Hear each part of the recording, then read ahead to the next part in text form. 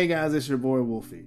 After releasing that sieging video not too long ago, I've received a lot of requests asking me how to deal with the enemy team sieging you, especially when they have Fire Giant, especially when they have a lead and you don't have a healer. A lot of people don't know what to do because most games don't ever end up in this position, whether they F6'd early, someone got picked off, all the variables that can possibly happen. So I understand that most people don't have this experience. Hell, it was really hard for me to find footage of this specific scenario. Luckily enough, we have a game from last night that showcases this perfectly, and I'm going to use that to help explain this situation for you guys so when it does happen, you're more prepared. Luckily enough, also, is that most of these rules and things that you have to follow translate well into how to team fight. So I'm going to kind of explain that also to teach you guys how to team fight outside of your Phoenix as well. All right, before we get into said replay, I would like to say thank you guys very much for watching the videos. You guys have been amazing. If you guys are enjoying the content, don't forget to subscribe, hit that notification bell, smash that like button, and drop a comment if you agree with me, disagree with me, or have anything to input. I love reading them, even when you say I'm wrong. It's great. And if you like a more live response, feel free to come to my Twitch channel and tell me there. You're more likely to get a fast response there. And if that's not your thing, feel free to contact me on Twitter, Facebook, whatever it may be. All right, so let's get directly into this replay. I know what you guys are here for. Let's stop wasting time. I'm playing support this game. I'm playing Jing 10 this game. I got one of the cutest skins alive, period. That gecko is adorable. That's the cutest fucking thing I've ever seen in my entire life. So, all right. All jokes aside, so let's get into this real quick. I'm playing the front line. Well, let's analyze our team and figure out in our heads what our desired scenario is for how the fight should turn out, right? So, since I am support, the first thing I have to pay attention to is my fellow partner in crime, the other front line on the other side of the map. Say hello to Hades. Hi, Hades. Now, Hades is the person who's supposed to go in first because he's a solo lane. I kind of have to deal with the back line. But since he is Hades' solo lane, that means that he doesn't want to go in first. That means he wants to wait until escapes and actives are wasted so he can get the most use out of his ult. What does that mean for me? That means we swap roles a little bit. That means I play solo lane in the beginning of the fight, and then I transition to support in the middle of the fight. We adapt to how our team comp is built. So I know that I have to go in first. I have to eat the cooldowns. I have to be the nuisance. I have to separate the enemy team. And after I separate the enemy team, I have to run to my back line and start peeling as the Hades is going in, starting to disrupt the back line. Think of it like a wrestling tag team, right? I did what I had to do, run to the ropes, tag my teammate in, he jumps in and he does the stuff, right? That's the goal for this scenario, right? Now we have another frontline person, which is the jungler, who is what I like to call on New York City time, which means he's going to join the fight 30 minutes late, like we always show up to all of our engagements 30 minutes late. He's going to wait until they pop all their cooldowns and damage and are focusing on us for him to be able to sneak into the backline and do damage when they don't have anything up to deal with him, right? He's going to try to one-shot their carries because me and the Hades aren't going to one-shot their carries. He's going to hit them for 900 damage and they're going to delete out of existence, send them into the shadow realm. Deuces, right? That's how it's going to go.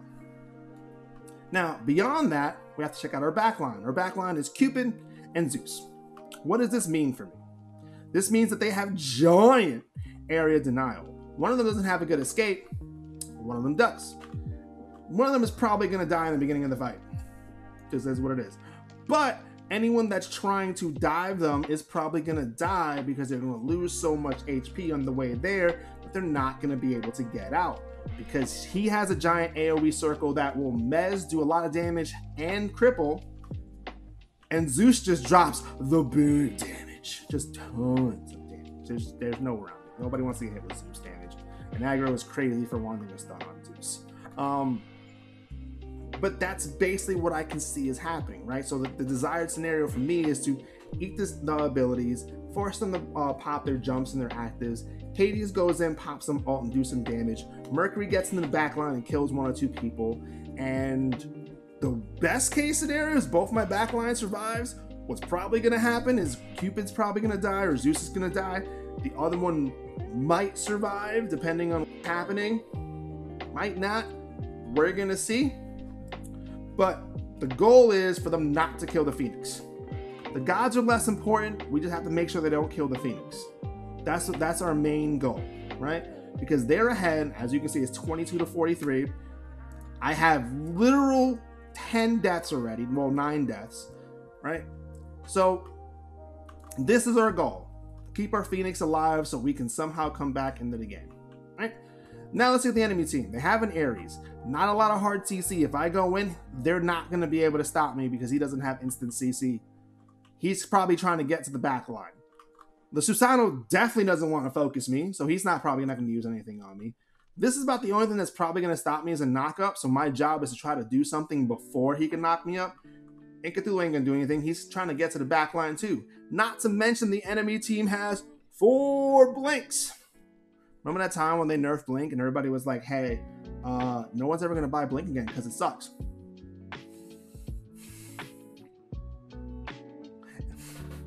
So basically, what this means is I want to initiate first. Why do I want to initiate first? So I can pretty much nullify half of their actives. You usually want to initiate first anyway. It puts the enemy team on defensive. So what I am looking at is I'm most likely going to be dealing with the Hachiman and the Hibo. If I can catch the Susano, awesome. If I can stop the Cthulhu from blinking into our backline, awesome. But my main goal is to mess with the Hibo and the Hachi. Without the Hachi, they can't hit the Phoenix. Without the Hibo, they don't have enough damage to instantly burst our entire team down. This is the goal. We understand that we're probably going to be trading somebody, right? Cool. Let's look at what happens in the team fight. Now, this is a little secret that I like to do, and I'm going to explain it as it happens. I'm trying to initiate first. I'm trying to throw them off guard before they're ready. I'm not letting the enemy team prepare and blink in and dictate the pace of the game. I'm going to dictate the pace of the game, right? So what I'm going to do is I'm going to wait until the enemy minions get close and the enemy team is getting ready to go in, but I am going to blink in before they get there. So look, they're not even ready for me. I clearly catch them off guard. I forced the Susano to pop his beads. I forced the Hibo to pop his ult, right? With doing that, I separated the enemy team. Now my team is focusing on just the Ares because he dived in the backline as a counter initiate so they don't just kill the enemy team. So I have to pick who I want to hit. They're separated enough where anything outside of my ult isn't going to CC them. Hades still can't go in yet, right? They can't pop ults yet because they're not in range, and Mercury's in a weird positioning. So I get a double knock-up on the 2 DPS that I was aiming to stop from the beginning, right? Now, I couldn't really stop the Susano, so he kind of gets into the back line, but Susano doesn't have beads anymore, and we have a giant AoE cripple. So I know the moment he gets hit with Cupid ult, he's not really going to be able to move. And once they drop both their ults, no one's going to be able to pass by this area. So I CC them. Cupid drops his ult immediately. Now Susano can't use most of his abilities. They also can't continue with the fight because they're knocked up. And Cthulhu's just late because he had bad positioning. Alright?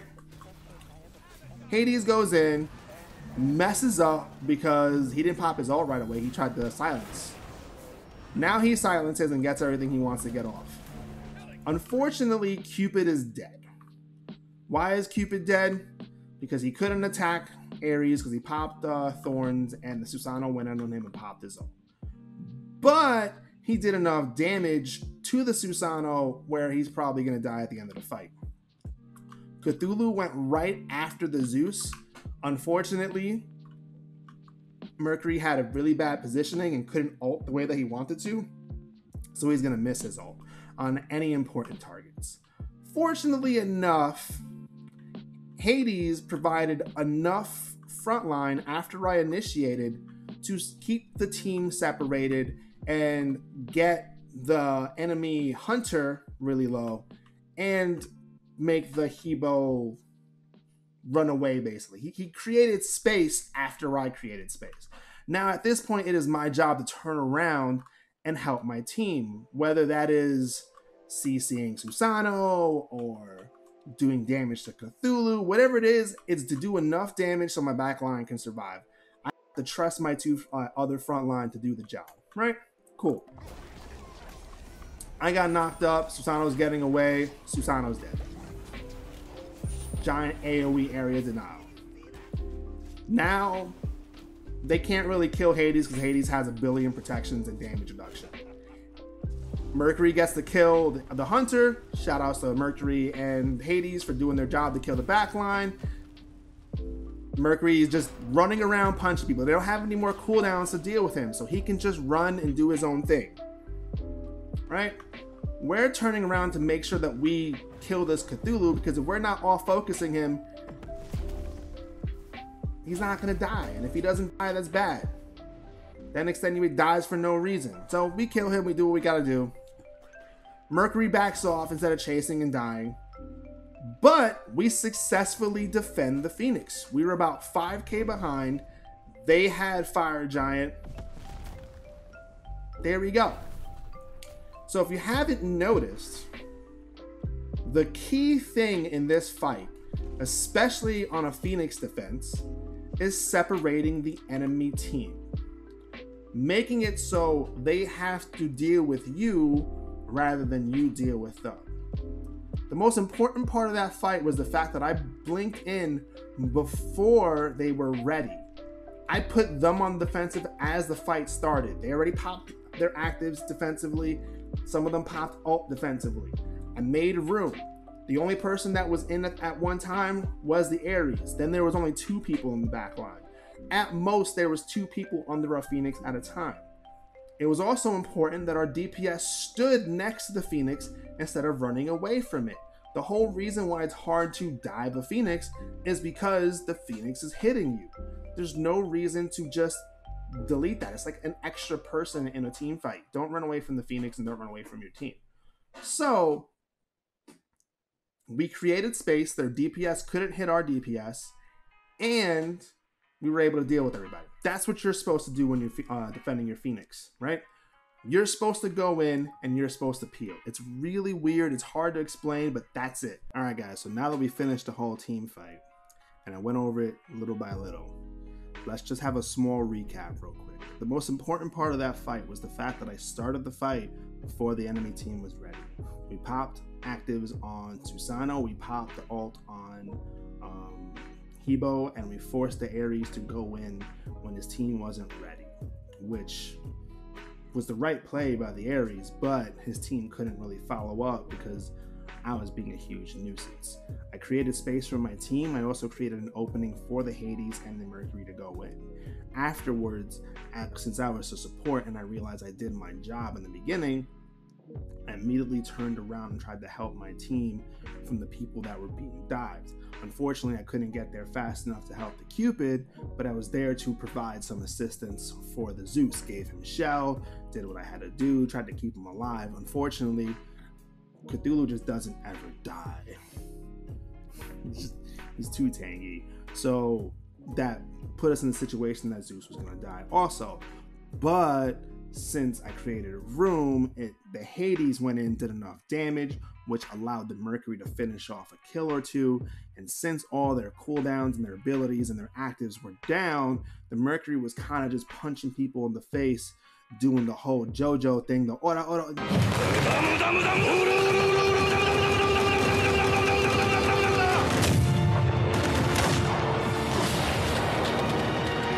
You know what I'm trying to say? He just beat them down.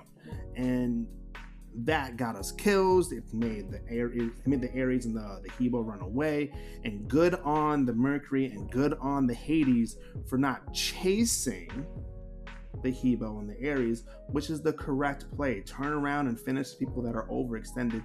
Don't chase the people who are going to run away anyway. They realized that regardless of what happens, they were not going to be able to push the Phoenix anymore. And it didn't matter if they backed because we weren't going to be able to push their towers anyway.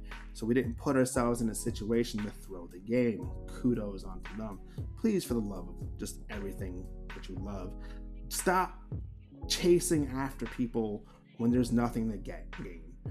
Chasing after them isn't going to get us an objective. Chasing after them literally just puts you in a situation where you could possibly die and throw the game. Take your win and move on. Stop getting greedy. This is how you defend your Phoenix. But all this translates also into team fighting. It's the same rules. And the number one rule for everything, if an enemy player decides to overextend, don't overextend as a response. Kill the person who's overextended, right? Let your solo, let your support be the one that stops the enemy team from coming in and giving his teammate backup, but make sure you're killing the person that's overextended. And after you do your initiation, make sure you turn around and go back to helping your team. We're going to find a team fight where we can show this on this same game. So now we're no longer defending. Now the game is basically even, and we're about to do what we call the Fire Giant Dance. What this basically is a very uncomfortable area where we have to fight around the Fire Giant, because whoever gives up the Fire Giant and will likely lose the game.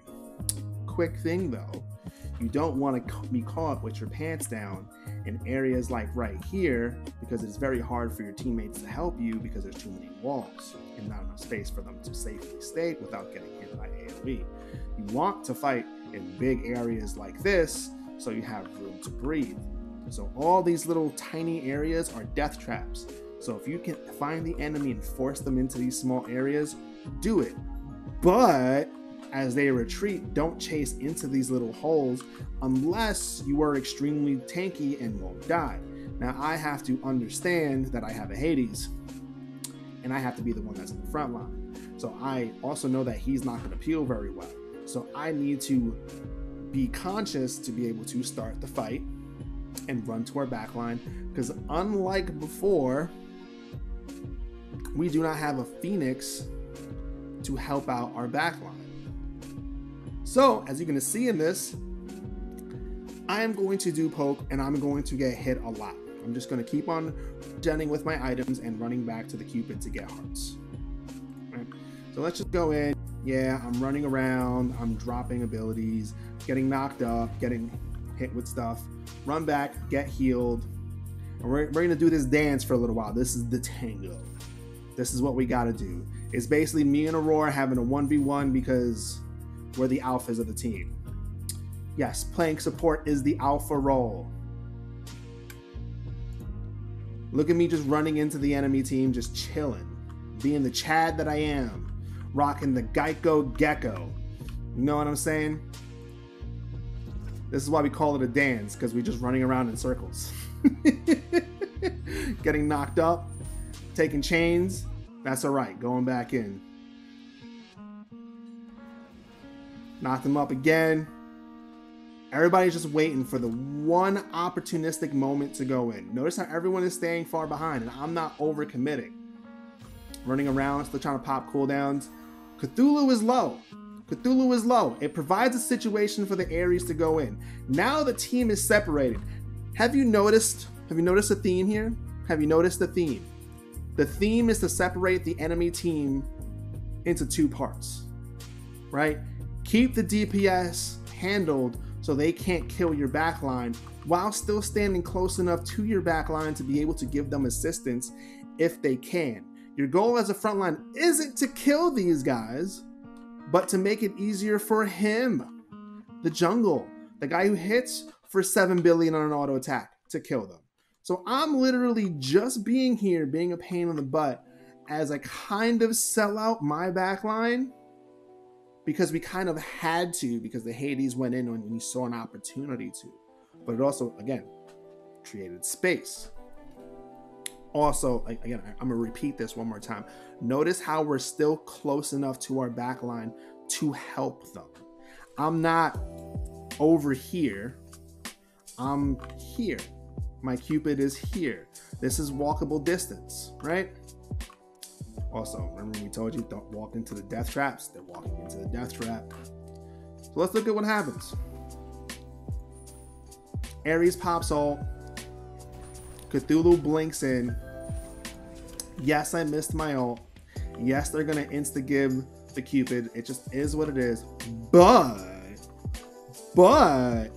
both of their DPS is in a very compromising position. And Mercury, unlike before, lands the greatest ult in 2020 and hits both the DPS, which he's supposed to. Now, this allows us to help out our damage dealers, right? I don't know if Zeus lives. We'll find out in a second next time on Wolfie 2032, right? So let's look at what happens here. Let's watch the beauty.